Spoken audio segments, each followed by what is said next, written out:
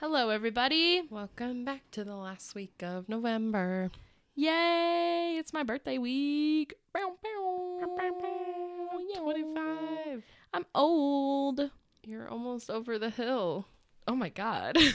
I'm like going up the hill and I just keep sliding back. But you know who couldn't grow up?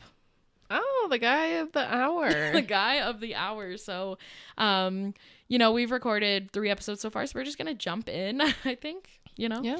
And if you missed part 1, we did talk about Michael Jackson and his childhood and everything he went through with his controlling father, as well as the establishment of Jackson 5 and their career.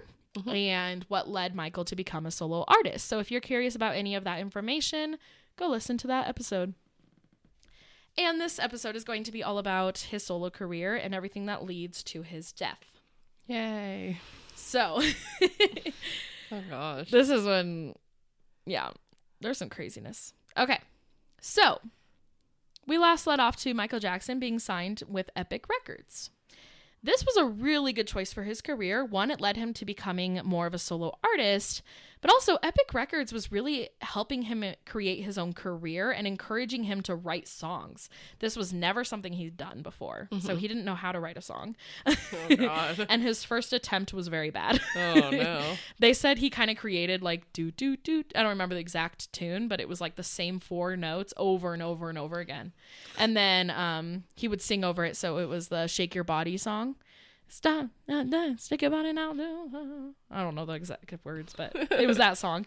But like at first, before they kind of added things to it, it was just the same melody over and over again. And they were like, oh God.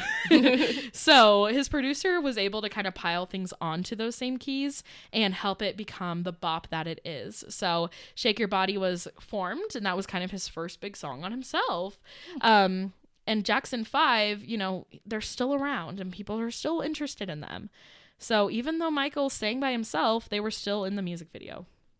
Kind of awkward. That's weird. Because they're standing there dancing. But they're still recording with him. So he's kind of still in Jackson 5, but still on his own. So he's kind of in this weird in-between moment. And when recording their first album with Epic, the producer saw kind of Michael's weird issues to kind of escapism. Mm-hmm. And he would do really childish things. Like he would be performing and then he'd randomly like shout or throw his headphones on the ground and just leave the room. And they'd be like, okay. But he wasn't angry. He just needed time. So when they would go see him, he'd just be dancing in the other room and they'd be like, hey bud, you good? Are you going to come back? And he would be like, I just have to get this out of my system. So he loved dancing so much. It was like his way of like expressing his emotions that sometimes he just had to go dance. Huh. I thought of the dancing plague. Oh, yeah. Go listen to that episode. But sometimes he just couldn't move to the next part of the song until he was able to get it all out of him. Interesting. So, yeah. And then at one point, his manager was like, hey, bud, like, why are you running away? Why is that your first reaction? And he's like, I'm used to running away from my father. And that was like his first moment of like talking about things. And so they were like, okay, we're starting to put 2 and 2 together. Got it. I'm sure people had suspicion that knew him of Joe's abuse, but... And you have to think, too, even at this time, they didn't really know how to work with people who have gone through, like, this sort of trauma. Right. And especially when you have freaking music producers, they don't know how to work with a person who has that type of trauma. Right. And they're not going to just be like, okay, you're an up-and-coming star. Let's actually put you in a mental asylum so you can figure stuff out. Like, they're not going to do that. Yeah, they can't be like, we need to pause your career. Yeah. Because, like, I'm sure if they did, you know, that would have helped, but business is business, and he was the new voice of the decade. Like, he had to get out there. So, like, he had some lasting trauma that is definitely that moved into his adulthood. Mm-hmm. And it was kind of like the show must go on. Mm-hmm. So in 1979, Jackson 5 was still together. You know, their goal was to like kind of let go during their tour. Yeah. And that's what they had. So they played 127 shows in a major worldwide tour. During this time, we start to see Michael kind of going solo and Quincy Jones helping him through this. So writing his own songs and kind of finding his own voice. Joe still wanted him to be the little brother. Joe was still like, you cannot grow up. Like, we still need you to be young. Yeah. And at this point, it's like, no, bud, you're not helping.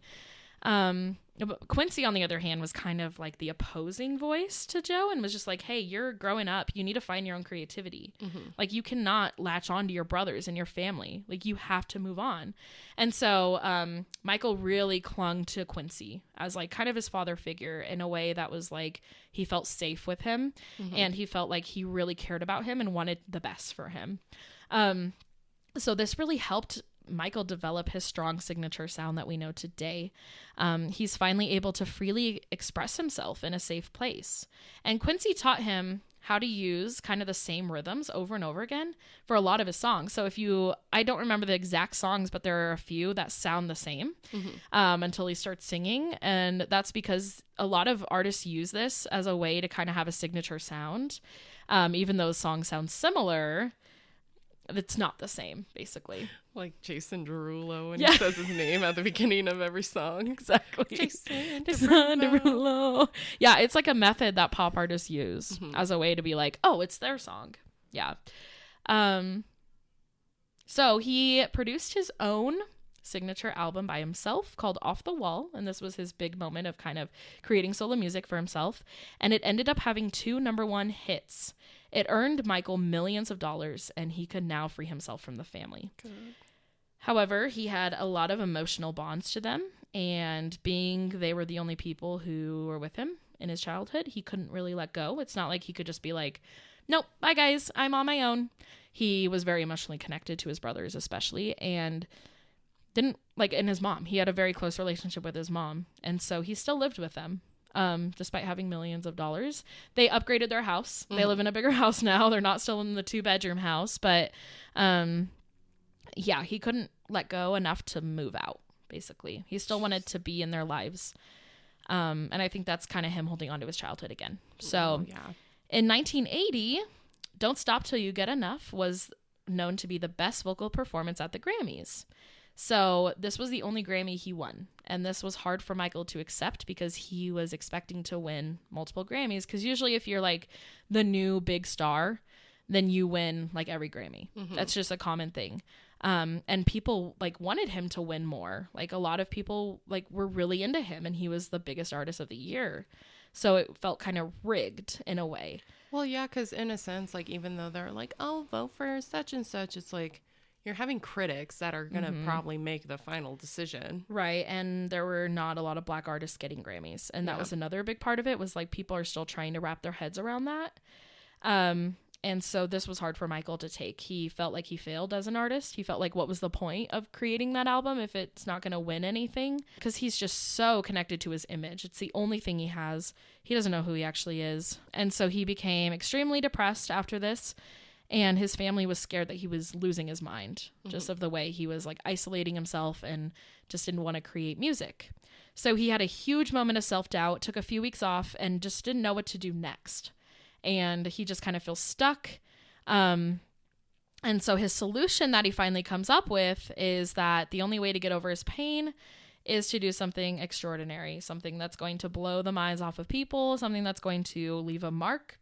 And so by the time he was 24, he kind of had big ideas for his career, and he was on his way to being the king of pop. This is when his life changed because he was so focused on being the best that he could be. He never was able to develop the thick skin that you have to have when you're famous, because you're going to have critics, you're going to have people who hate you, you're going to have rejection all the time. You know, like you're constantly in the public eye. You don't have alone time. And this was really hard for him to develop because he needed love. I think that's really the big issue. Yeah. And so he was very sensitive, very like anytime someone said anything wrong, it like knocked him down. And so it was hard, you know, if he still thinks he's a kid, it's hard for him to like be mature about everything that's going on. Exactly. But Billie Jean was the song that really changed his style. This is when he's really starting to figure out who he is. And this is still known to be his #1 hit ever. So, I would say so. Yeah. And Billie Jean is, if you don't realize the lyrics, it's about a fan who convinces him that he is the father of her baby. So it's not based off of a true story. It's just a fun song, basically. So it's like, that's why he's like, the kid is not my son. Yeah. So if you really listen to the lyrics, you can kind of catch that. But people just found like the creativity that he put into the song and the lyrics and the video itself. Yeah. Everyone is raving about this song. And in spring 1983, Motown planned a TV show to reunite old artists that they knew people loved, like watching them grow up and kind of watching Motown become such a big thing. And this was years later, like 20 years later, and people were just begging for Michael to be on it. Like, they weren't going to watch it if Michael wasn't on it. Nobody cares about these artists who kind of just slipped away. Yeah. But they're like, we need Michael. Like, that was their biggest concern. So Motown Records is trying to contact Joe, and Joe's like, hey, you need to talk to Michael because I can't do anything. Like, this guy's on his own now, basically. And so Barry, you know, in charge of Motown Records, ended up meeting with Michael and asked him to be on the show. And he kind of had this idea that nobody's going to tune in if Michael's not on it. So he kind of told him that. Like, he's like, we need you. Like, people love you. And Michael's like, okay, I'll do it.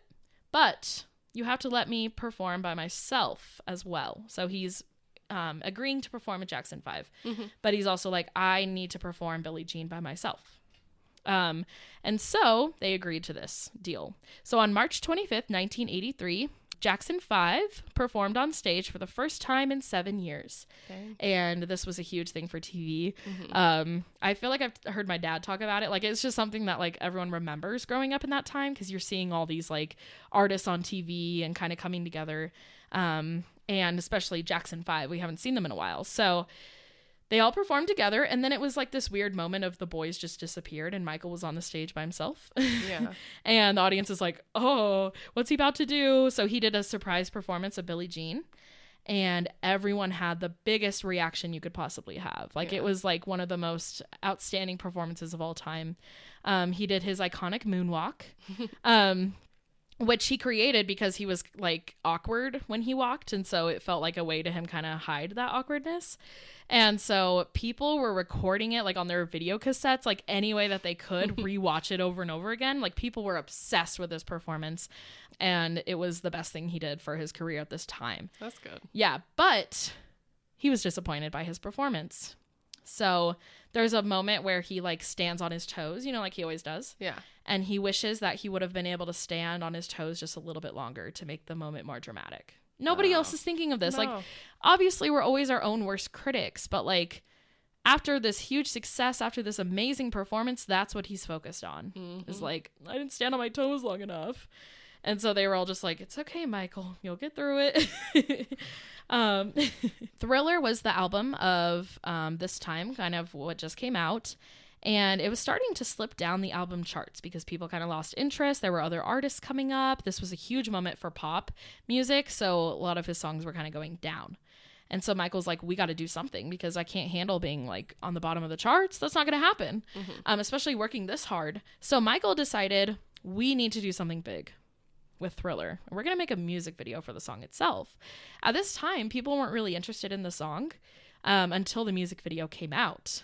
That makes sense because it's probably one of his most iconic music videos. Oh, yeah. It's my favorite music video. I love it. And it's actually the most famous music video of all time out of any artist. Yeah. Well, with the dance, too. People still do the dance. Oh, yeah, for sure. In the song Thriller, if you've never watched the music video, go watch it. There's like it's a whole movie. Like, he like talks in the beginning. It's a whole thing. But in the music video, he changes from being a human to a werewolf to a zombie. So we see kind of this like weird occult thing happening. And this was very shocking to everyone because they knew he'd come from a religious background. Oh. And so they're like, oh, he is like losing his mind. They thought he was turning evil. In the 80s, like... Oh, because they had the satanic panic during the 80s. Exactly. So it was kind of like, it was bad timing on his part, but he like genuinely wasn't trying to do that. So everyone thinks he's rebelling. He's going to become this crazy guy. Like, he's turning away. And so a lot of people are like, uh-oh, he's bad. He just thought he was doing something fun. Like, in his mind, you know, he's like, this is something people are going to love because all these horror movies are coming out and people love them. And so he's like, this is the best way to get people to fall in love with the song. he never thought that he wanted to be evil or bad. That was never a part of his mind. And he didn't want to scare people. Like, that was the last thing he wanted to do, because he genuinely cared about people and, like, wanted them to love his music. His mother... Oh, gosh, she probably lost her shit. She did. Yeah, she was pissed at him for this. Like, she yelled at him. She was like, you're going to go to hell. Like, the demons have got you. Like, are you okay? And he's like, I love God, or whatever. Like, I'm not turning away. I promise, Mom. And she's like, well, your actions show otherwise. So because he's always had a really close relationship with his mom, this opinion was really, like, hard on him. Like, he wanted to make her happy. And so he felt very guilty. And especially with, like, what media was saying about how he's turning evil in all of this, he called up his manager and said, we need to delete every frame of the music video. It needs to disappear, because people have this wrong idea of it. And so his managers were like, no, bud, like, this is the best thing you've ever done. Like, people are obsessed with this music video. We can't get rid of it. It's too late anyway. Like, people have already recorded it. Like, you can't really do anything. And so they convinced him to keep it. And because they told him, this is going to help you be even bigger. And so they were like, the one way that you can kind of get through this is to release a statement kind of talking about the song. And so that's what he did. So he kind of had a moment of an interview where he was just like, I just want to let you all know I'm not evil. I'm not trying to, like, bring up these dangerous, scary ideas. I just thought it'd be fun. I promise I am not turning on the wrong side. So he, like, released a statement and everyone was like, oh, okay. Oh my God. Like, that's, like, all they needed to hear. Once he released that, then his reputation was fixed and they weren't worried about him anymore. Wow. And Thriller became a #1 hit. And the album was the biggest selling album ever. He won a lot of Grammys, so even though he was sad about the last one, this one really worked out for him because he won 8 awards, including Album of the Year, and he finally felt satisfied. He was the most rich and powerful artist since Elvis. Jeez. Yeah. With all of this fame, he's the biggest pop artist of all time, and there's not a private part of him. The public was always with him. And so, of course, he had no personality. It was like watching, like, a robot. Like, there was no, like, person in him. Yeah. So we're going to move into his downfall. Oh, God. Yeah. He's at the highest point in his career. So what leads him to kind of fall down? Well, I'm sure you can make predictions, but in 1984, his mom persuaded him to rejoin Jackson 5 to do a Pepsi commercial. And he's like, yeah, let's do it. So they film a Pepsi commercial, and then they're like, okay, or he was like, I have a better idea. So we already have this commercial. People are going to love it. But what if we do a commercial where we're performing on stage and make it as big as we possibly can? We're talking fire on the stage. Bad mistake. And all of these wild effects. So he's using all his money to put into this, basically. Like, he's so excited. So they make it a live concert for Jackson 5. And there's a whole audience. People are there. People are loving it. So because there's, like, wild effects on stage, there was a spark that when, so Michael's hair was very flammable at this time. Probably had all that grease in it. Yeah. And so a spark was set off on stage, catching his hair on fire. Oh, shit. He had no idea. This is probably the biggest turning point in his life. And I never knew it existed, but he had no idea his hair was on fire. He thought it was his jacket. And so he was trying to take his jacket off, but he's still trying to perform because he doesn't want to ruin his image. And then all of the security guards kind of go around him and take him off stage and, like, get the fire out. And so they're like, he's on the floor and they're trying to, like, get it out. Oh my gosh. Yeah. There's footage of this too. If you want to see him kind of getting escorted off stage, you can look up, like, Michael Jackson's hair on fire. I don't know. Oh my God. You can find it though. I saw footage of it and it's like Michael just kept performing. Like, he wanted to keep the show going. He had a pretty harsh burn from this, a 3rd-degree burn on his head. And he was scared of his image. That's the only thing he was worried about. Not brain damage, not losing his hair, not going into emergency surgery. He was not concerned about any of that. He was concerned what people are going to think of him. So as he's going to the hospital, he asks if he can wear his silver glove because that's what he's known for at this time. Yeah. So he's wearing a silver glove. There's a picture of him in the hospital bed and he's covering his face. And the only thing you see is a silver glove. Oh my god. Because he wants to keep his image up. Oh my god. Yeah. And so it was a 3rd-degree burn, like I said, and he needed painkillers to help his pain. This started a long journey of painkillers for the rest of his life. So he had a lot done to his head. I didn't write down the specifics, but they had to kind of go in and reshape his head. It lost its shape. What? Yeah, they had to do a lot. Otherwise, he would have had like a big mark on his head. And so he had already had a couple rounds of plastic surgery before this, but this would really lead to him kind of being addicted to the pain of plastic surgery and kind of just like knowing that people can fix him, basically, and the painkillers was a big part of it. So for the next 6 years, he was addicted to plastic surgery. He kind of felt like it was a way to harm himself in a way, and he had money, so why not? So he's trying to figure himself out. He's trying to just be the best, like trying to hide everything he's gone through, and he's just trying to protect his image. And so that's really why he went through all of this. He wanted to be Peter Pan, like I said earlier. He felt like he was a young boy who didn't have to grow up. There's literally an interview where he says, I am Peter Pan. I am Peter Pan. I can't talk like him. I am Peter. No, I can't talk like him. Well, even when he talks, like, it feels like his voice didn't really go through that maturity. Yeah. But then when he sings, it's a little lower. So it's like, we know that he has it in him, but he kind of forces himself to turn that off. Yeah. So he never discussed his plastic surgery. This was like a huge thing that people were gossiping about. Like, when is he going to talk about why he's getting it done? Because they're starting to notice he's turning white. It wasn't an overnight thing. How did his skin do that, though? I think he got it done to where it would kind of bleach his skin, but he never admitted what he did. So, everyone was just confused. They're like, why does he look so creepy?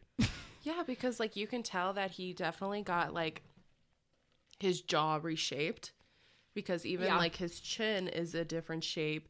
He definitely, you can tell he got plastic surgery where his cheeks are. His lips, his eye, his nose. For sure. His nose was the first thing he fixed because his dad always told him he had a bad nose.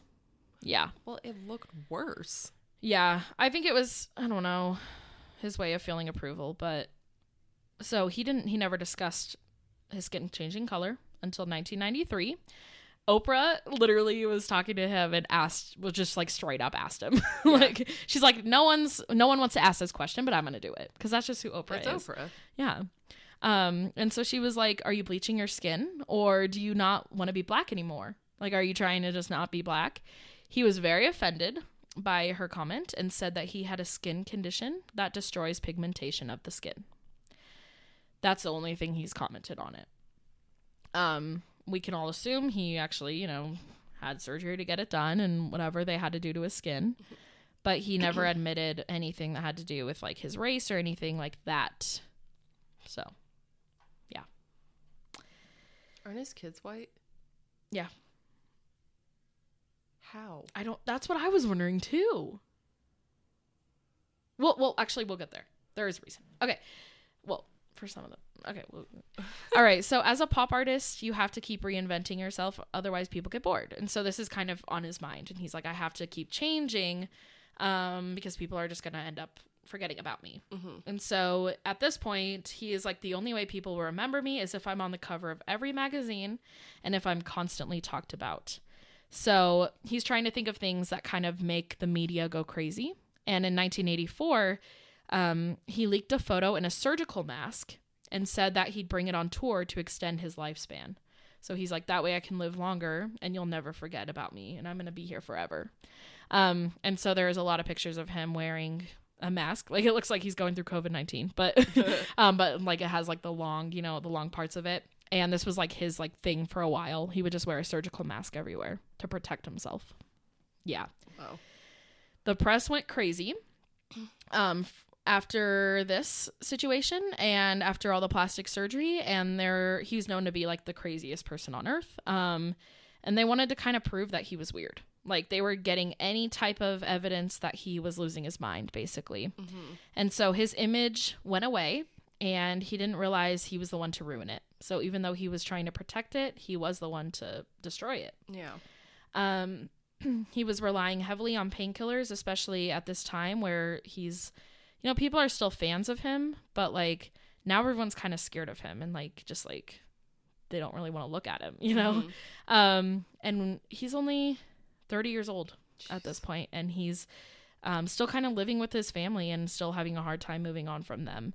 And he decides, I kind of want my own house. I want my own area to myself. I have the money, so let's do something crazy. So he bought a huge ranch in Los Angeles, and it was a compound that he ended up naming Neverland. It had a zoo, it had rides, and it had Bubbles the chimp. If you know anything about like kids growing up without like being able to actually grow up, they always end up having weird pets. Oh, like, yeah, exotic animals. Yeah, and that's kind of what happened to him. So he was trying to recreate his childhood and kind of trying to be a kid again. That's his main goal for this. So Quincy Jones was like, if you remember, he's the one who kind of brought his career up. He's like, we can't work together anymore because of creative differences. And after Bad was released is when his reputation kind of went down. And so he's like, I can't work with you anymore. Like, I'm sorry, but like, we don't get along anymore. You're kind of turning into this weird guy. Like, I can't. So he let go of him. His dad was no longer really a part of his life or his decisions. And so now he's finally able to do whatever he wants. So he is passionate about kids, loves kids because it's kind of his way of living through them. Well, it's easier for him to get along with them because he has the mentality. Right. So he had two passions, kids and animals. He wanted to be around kids at all times, and he loved when they came to Neverland. He described himself as the loneliest person on the planet in an interview at this time. Who the fuck would allow their kid to go there? I know. And so he invited underprivileged poor kids and their families to visit Neverland. So kids who like just had cancer, kids from different countries. Yeah. He craved more intimate relationships. And so this is what I don't understand how parents let their kids do this, but he would have sleepovers. Mm-mm. And they would stay with him for long periods of time so he could take care of them. That's weird. Yeah. And a lot of people are like, he had good intentions. Like, he's not trying to be sexual, but like, it's still like you're putting yourself in a very risky situation. Yeah. But he doesn't see it as that. He sees it as a way to just make friends. It's like, oh boy. So in February 1993, Jordan Chandler was invited for a sleepover. He was only 14 years old. And Michael loved hanging out with Jordan. They became very close. And safety to Michael was being in bed with his brothers growing up. Mm-hmm. And because they all shared a room, it was the only place where he felt secure and safe. And so he tried to recreate that feeling by sleeping in bed with kids. Yeah. And people don't know for sure if he ever did anything sexually. There's not really proof of that happening, besides the fact that there kind of is, because he exposed himself, basically. Mm-hmm. So I feel like there is, there has to be something. Jordan's parents became concerned with him sharing a bed with Michael. I guess they knew that like he was taking care of Jordan, but like kind of babysitting, but they didn't realize he was like sleeping in bed with him. Yeah. That's a different thing. And so they're like, you cannot go to his house anymore. And so Michael's like, what's going on? So he comes to terms with the fact that like, if he wants a kid to stay with him forever, that he has to have his own kids. Oh no. Yeah. It just shocks me that no one, especially in his family, was like, you need to go get help, especially in the 90s. At that point, it's like there's some sort of like sign of like, hey, you need to get some sort of help. Yeah, I think they probably did. I'm sure they did tell him that. But he didn't want to listen. Right. He's on his own now. Yeah. And so they probably just kind of gave up. They're like, there's nothing we can do. Mm-hmm. He's so far gone. At this point, he had only had 2 romantic relationships. So he ended up having another one later on, but it didn't last very long. And then he dated Lisa Marie Presley, so Elvis's daughter, which I think is so wild. Yeah. That like their worlds combined. So it's kind of crazy, but they had a really good connection. A lot of people said that their love was genuine, that they really did love each other. And this was his first real love. Neither of them could find someone who would love them for them. Like, I think that's really what led them to come together, is that they were both very lonely, both very famous, and, you know, media was all over them, and they kind of just felt like no one else is going to love me, so let's love each other.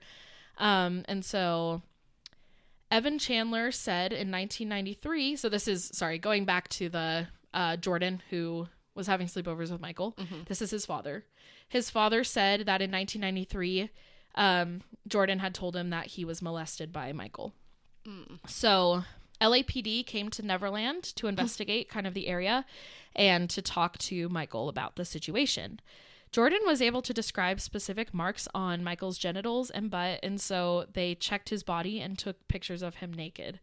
Michael said this was like the most horrible situation he could be in, like just feeling so exposed of them taking pictures of his naked body. And he was like, I didn't do anything wrong. Like, I promise I didn't do anything. It ended up finding later that the marks that Jordan described were accurate in the pictures. So even if he didn't touch him or whatever, like, he still exposed himself. Yeah. Which is just, no. Yeah. No. Lisa Marie believed Michael and was just standing by him and never thought he was a pedophile just by knowing him. Like, she knew that he cared about these kids and that he wouldn't do anything to, like, harm them in a way. And so the only way to really get out of this was to give money to the family. They ended up rich. So Michael agreed to give $1.5 million to both of Jordan's parents. Jesus. Jordan got $15 million. Yeah. So not saying that, like, pays off the, you know, if there was a molestation, like, obviously that's damaging and that's going to be damaging for the rest of his life. But, like, he's got money. That's good. He deserves the money. That's what I'm saying. God. Like, I'm glad that they were able to get money from him. You know, it's kind of funny. So Michael's now free to marry Lisa Marie in 1994 because he's already paid that off. And he's like, we can move on. It's fine. And on the MTV Awards that year, they kissed in public. He thought it was good publicity. So he's like, we should kiss because everyone's going to freak out. She felt like a prop. She felt like she was being used and just didn't really want to be in the spotlight like he did. Years later, Lisa opened up about their marriage on Oprah. Oprah's getting all the tea. Yeah, she is. I just think of Drake and Josh, like, Oprah. She said it was a real marriage. Like, she's like, I didn't, because Oprah was literally like, were you actually married? And she's like, yeah, it was real. Like, we genuinely loved each other. It wasn't like just for publicity. Priscilla Presley, Elvis's wife, or ex-wife, I guess, and her mom was on the show with her as well. And she shared her perspective of their relationship. And she explained how Michael just wants kids, and that was his focus. And he thought she could give them to him. And so that's why he wanted to be with her, basically. And so they wanted their own family, but he was too involved in getting close to random kids behind her back. So she was like, I'm willing to make things work, even though you're close to kids and it's really weird. But he wasn't really being honest with her about, like, you know, the ways that he hung out with kids behind her back. So she was like, I can't do this anymore. This is just, it feels weird. And so she ended up leaving him because he was too much. And she said that he needed a parent. He's not ready to be one. Yeah. That's true. He never had a parent. Like, exactly. His mom was great to him, but, like, yeah. I think the fact that she just, with that much tight religion going on, she didn't express to him anything about growing up. Right. It was just like, don't do this, don't do this, don't do this. Yeah. Like, everything's a sin. Right. And probably, you know, also, like, she let the abuse, not saying, I don't know the situation of the abuse, and I'm sure she feels guilty, but, like, you know, like, she watched him get abused, and that probably just showed him that she didn't care about that. So there was a lot to the relationship, I think. And obviously his dad and him. Yeah. So in 1996, Lisa and I almost said Elvis. Lisa and Michael divorced. And he was ready to settle for any family that he could get. So he's like, I don't care who wants to be with me. I will be with anyone who's willing to do so. So he is single again and taking pills. It's his way of kind of escaping. And one of his nurses who actually worked for his dermatologist was named Debbie Rowe. And she was a close friend of his. She was really loved his music and was just a huge fan. And she was like, hey, I know that you want kids and I can help you.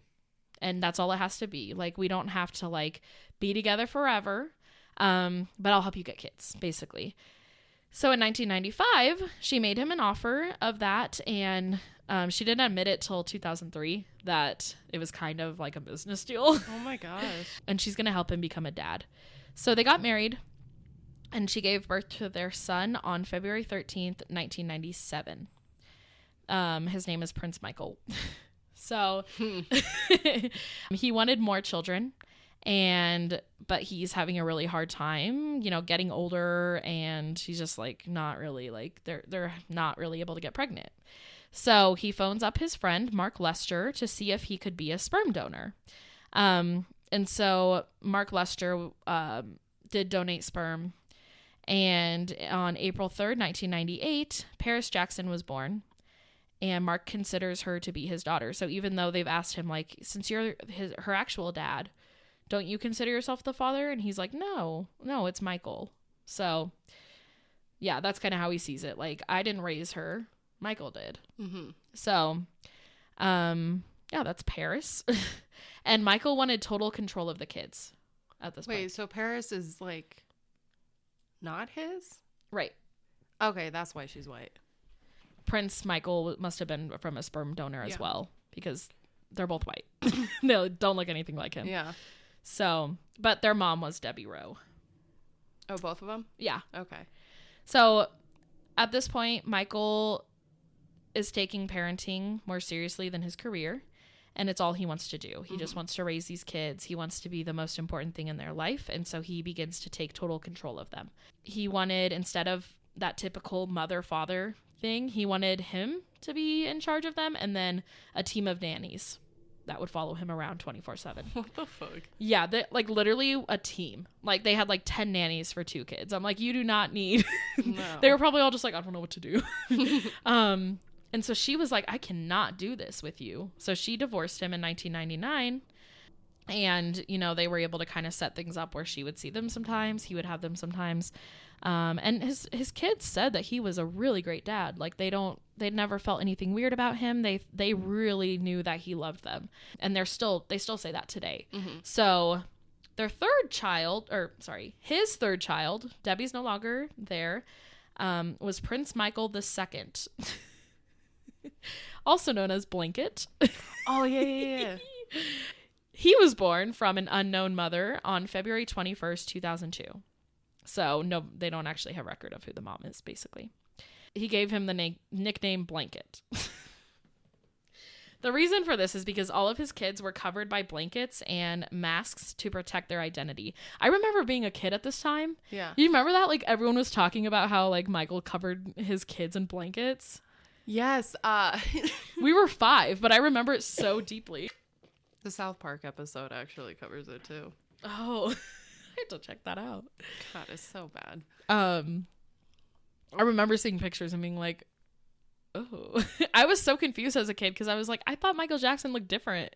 Because I'd watch like the Thriller music video and then I'd be like, what? Like I thought he was like, I don't even know. I thought he was like dressing up like a clown or something. Oh God. I don't remember. I just remember being so confused by Michael Jackson. Like just like I have this clear memory of that. But and then I remember making fun of, it was probably with you, like making fun of the name Blanket. Yeah. But I'm glad it wasn't his like birth name. Yeah. That's good. And now I think he goes by Biggie. Well, I looked it up and that's what he goes by. And he's kind of stays out of the spotlight. Whereas like Paris and Prince Michael are more in the spotlight, basically. Yeah. One really bad moment of him as a father and in publicity. I know which one you're talking about. Yeah. He was holding Blanket outside of his hotel balcony and dangled him off the patio to show him off. Mm-hmm. Not a good call. It was for a split second, but everyone was freaking out. I don't blame them. Yeah. It was not a good thing to do. So the press went crazy and everyone was saying he's not fit to be a father. We need to get the kids away from him. And they're all just like, okay, he's lost his mind. Mm-hmm. They also thought it was weird that he covered his kids' faces with blankets, but he was really just trying to like shield them from the publicity. And he didn't want them to grow up like how he did. Yeah. He wanted them to be able to have a childhood. I don't think they're getting much of it, maybe when they're with their mom, because, you know, he just lives such a crazy life. But he was really just trying to protect them. So he was still writing music, but he wasn't touring, so he could spend time with his kids. He's kind of not giving up on his career, but he's like, it's not that important anymore. I've already had my big career. And so in 2002, someone filmed him at his home for 6 months. They were making a documentary, just really curious about Neverland and kind of everything that was going on there. And they started to notice that he had a lot of young kids who were coming to his house all the time. And another really big friend of his, quote unquote friend is what he called them, was Gavin Avitsa, who was 12 years old and had just recovered from cancer. He was very vulnerable and like he just wanted to be loved, and Michael was his caretaker basically, and kind of helping him recover.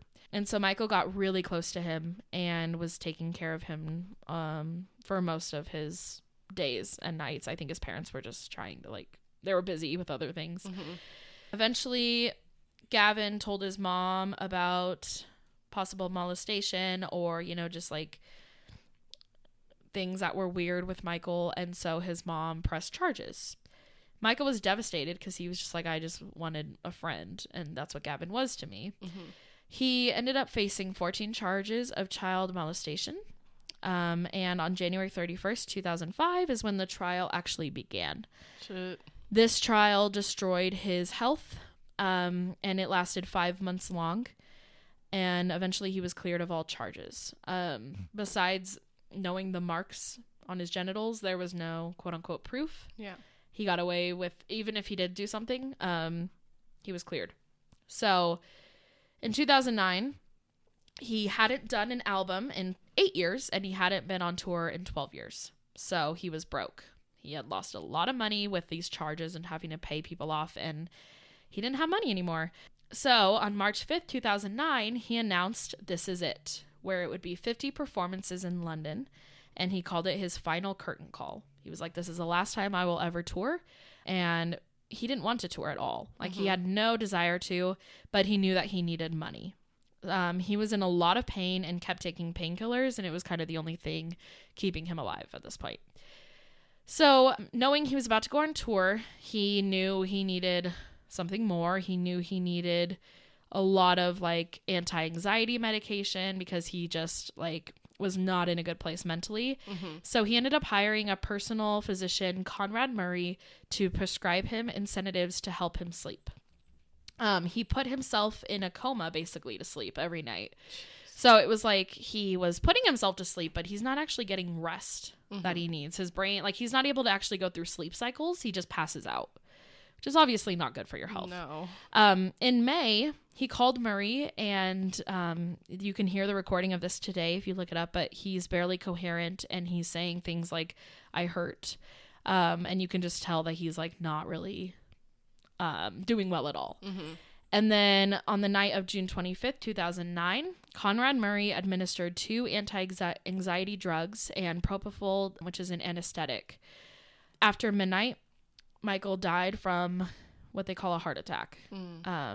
And so Murray had to call an ambulance for him and ended up being charged for murdering him. He was only in jail for 4 years, and he actually didn't look up how long he actually ended up staying in jail, but I know his initial sentence was 4 years, and then he would lose his medical license. Oof. So that happened. And I'm sure it was just Michael paying him to help him get better. I don't think Murray was trying to like poison him or like kill him. Yeah. It's just like, as a doctor though, it's like, okay, I'm pumping this many drugs into him. Like, he already has previous health issues. It's like, as a doctor, you should know your limits. Right. So it totally makes sense why he would get charged and everything. Yeah. And lose his medical license. For sure. So that is the life of Michael Jackson. Just to kind of tell you some like records like world records he produced, like big things, why he is so big. His top 10 Billboard hits were Billie Jean, Beat It, Rock With You, Say Say Say, Don't Stop Till You Get Enough, In the Closet, Will You Be There, Black or White, Remember the Time, and Heal the World. Those were his top 10 songs. He ended up having 10 solo studio albums. He won 13 Grammy Awards, and he also won a Grammy Legend Award. He also won a Grammy Lifetime Achievement Award. He had 6 Brit Awards.